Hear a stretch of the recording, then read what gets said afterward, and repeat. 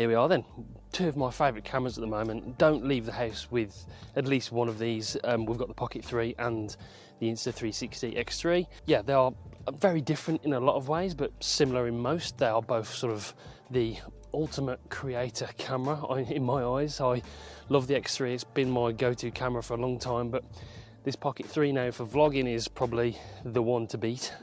So in this video, really, all I want to do is talk about the pros and cons of both these cameras.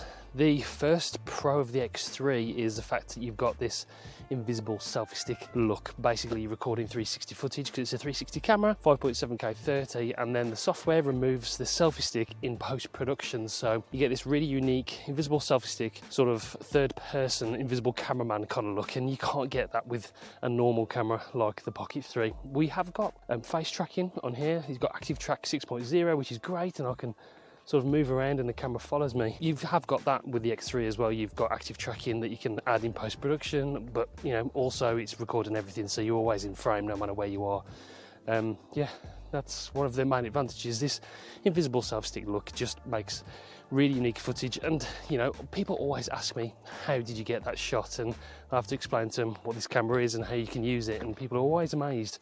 This is sort of more of a traditional sort of camera, although it's got that gimbal, which is great with that 1-inch sensor. Both amazing cameras, but the first pro for me is that invisible self-stick. So the app and the editing software is where Insta360 really shine. They are leaps and bounds ahead when it comes to AI editing, quick editing. There's different tutorials on the website. It's so intuitive and easy to use. Yes, because it's a 360 camera, there is a second step to editing your footage, but Insta360 make it so easy. It doesn't really feel like it's much of a problem. In fact, it's quite a joy to edit the footage actually and be creative with whatever you've recorded after the fact. So my favourite way of editing the footage, by the way, is this snap feature on the application. Basically, it uses a gyroscope of your phone to actually point where you want the camera. So you've recorded the footage and you can sort of look around. So when you hold this button down and you move your phone around, the recorded file after you've let go of the record button is where you are pointing your phone. So it's a lot easier for beginners to actually just look around, point the camera where you want it to go, and it records that footage for you. Because when you're using keyframes, for instance, if you don't know how to do it properly in the studio, it can look a little bit robotic in the way that the footage moves around after you've recorded it and edited it. If you use a snap feature or the auto edit feature, it makes it a lot smoother and seamless. So it's a little pro tip for you when you're editing your 360 footage. In comparison, the DJI app is a little bit limited. There isn't much on there apart from the fact you can put your footage on there and sort of keep it in the cloud and upload it and stuff. Yes, I mean, it is just sort of a standard field of view action camera, and the app doesn't really have that many features in there. That's where Insta360 really lead the market at the moment.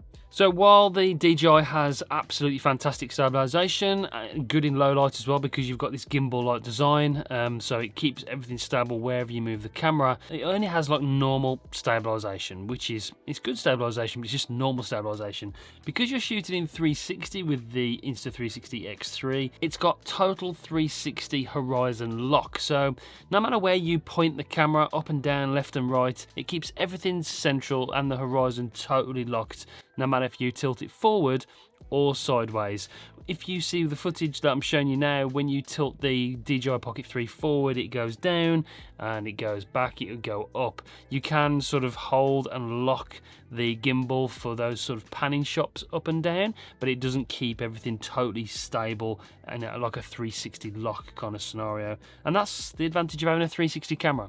When it comes to image quality, yes, the image quality isn't as good as the DJI Pocket 3, but I think the fact that you've got all these features, the 360 footage, more than makes up for the fact that you're lacking a little bit in the image quality department. One major downside to the Pocket 3 is that it's not weatherproof or waterproof. If you look at the camera here, you can see the fact that the SD card is simply on the side. There's no sort of cover on it, which is a little bit disappointed. They could have surely built some kind of rubber seal in there to at least make it weatherproof. Yeah, I can understand it's a gimbal, it's a mechanical camera, so it's not going to be waterproof. You're not going to be able to take this in the swimming pool, but they could have made it weather resistant. Other gimbals that you use with your phones, for example, that I've tested in the past are weather resistant, and this one yeah, it isn't going to be. I'm not going to take this out in the rain because you get water in that SD card slot, it's going to wreck the camera and corrupt the files. The Insta360 X3 is totally waterproof, down to 10 meters without any external case, 33 feet if you're in the US, and you can buy a dive case, which I've done a video on, I'll link it above. It's a new invisible dive case, so you can have it in this big case, go down to depths of 100 meters and still have that invisible selfie stick look. It's pretty crazy actually. So yeah, that's the one major advantage. Where you're lacking image quality wise, you're more than making up for other features as far as I'm concerned. There's one kind of scenario that I use this camera quite a lot is when I've got it on the new carbon fiber action stick, by the way, and then we're using the all-purpose tripod.